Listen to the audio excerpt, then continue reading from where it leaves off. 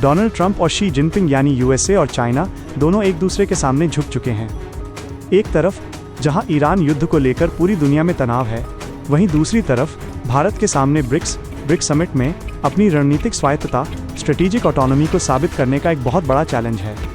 आइए इस पूरे घटनाक्रम को एक क्रिएटर के नज़रिए से गहराई और पैनी विश्लेषण के साथ समझते हैं कि आखिर पर्दे के पीछे चल क्या रहा है। 1. डोनाल्ड ट्रंप चीन क्यों गए और उनके साथ कौन है? कल ही हमने बात की थी कि दोनों राष्ट्राध्यक्षों की मीटिंग होने वाली है और अब वो मीटिंग चल रही है। ध्यान देने वाली बात यह है कि ट्रंप अकेले चीन नहीं गए हैं। उनके साथ अमेरिका की अर्थव्यवस्था को चलाने वाले सबसे बड़े कॉरपोरेट दिग्गज मौजूद हैं।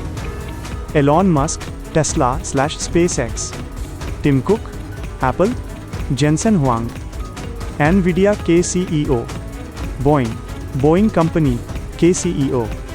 ट्रंप के इस कदम के पीछे के दो सबसे बड़े कारण: 9 लाख रुपए करोड़ की मैसिव एविएशन डील। ये इतिहास का सबसे बड़ा विमान खरीद समझौता हो सकता है, जिससे अमेरिकी कंपनी बोइंग को सीधा फायदा पहुंचेगा। इसके अलावा सेमीकंडक्टर, एआई और टैरिफ पर बातचीत होनी है।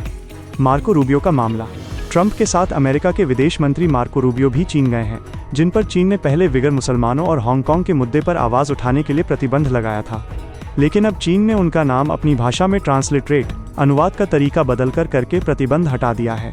यानी ज़रूरत पड़ने पर चीन भी अपने नियमों से पीछे हट गया। 2. 1946 के बाद अमेरिकी अर्थव्यवस्था का सबसे बड़ा संकट। सवाल उठता है कि जो अमेरिका हमेशा हेड ऑन लड़ाई लड़ता है, वो चीन के सामने क्यों झुका?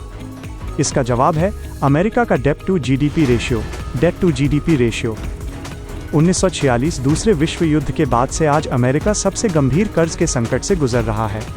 आसान भाषा में समझें, अगर आपकी कुल कमाई जीडीपी से रुपए है और आपके ऊपर कर्ज 120 रुपए का हो जाए, तो सब कुछ बेचने पर भी कर्ज नहीं उतरेगा। अमेरिका का राष्ट्रीय कर्ज उसकी अर्थव्यवस्था के आकार से भी बड़ा 100.2% हो चुका है। अगर हम वैश्विक स्तर पर कर्ज की स्थिति की तुलना करें तो आंकड़े कुछ इस प्रकार हैं। देश: डेट टू जीडीपी रेशियो प्रतिशत, जापान 234%, सिंगापुर 174%, यूएसए 100.2%, भारत 56%। काफ़ी मजबूत और सुरक्षित स्थिति। यही कारण है कि ट्रंप ईरान युद्ध में सीधे उलझने के बजाय चीन के साथ व्यापारिक रिश्ते सुधारने को मजबूर है, ताकि उनका बाजार स्टेबलाइज हो सके। वो गल्फ देशों यूएई, कुवैत, सऊदी अरब को प्रोजेक्ट फ्रीडम के तहत हथियार तो बेच रहे हैं, लेकिन असली मकसद अपनी घरेलू अर्थव्यवस्था को बचाना है। 3. भारत और रूस के बीच एलएनजी विवाद की सच्चाई क्या है? हाल ही में पश्चिमी मीडिया में एक मिसइंफॉर्मेशन फैलाने की कोशिश की गई कि भारत ने रूसी एलएनजी टैंकर को वापस भेज दिया और दोनों के संबंध बिगड़ रहे हैं। लेकिन इसकी असल सच्चाई क्या है?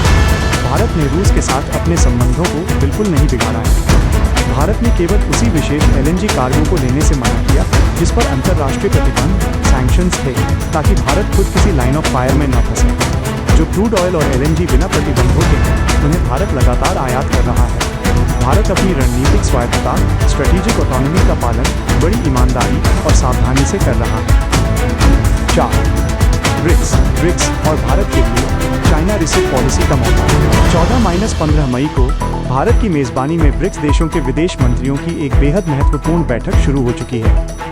हमारे विदेश मंत्री एस जयशंकर ने रूसी विदेश मंत्री सर्गेई लावरोव के साथ दिल्ली में एक बेहद सफल मुलाकात की है। भारत के पास क्या अवसर है? ईरान का भारत पर भरोसा। ईरान के विदेश मंत्री ने बयान दिया है कि उन्हें भारत से बड़ी उम्मीदें हैं और वे वैश्विक मंच पर भारत के रुख के साथ खड़े हैं। ग्लोबल साउथ की लीडरशिप।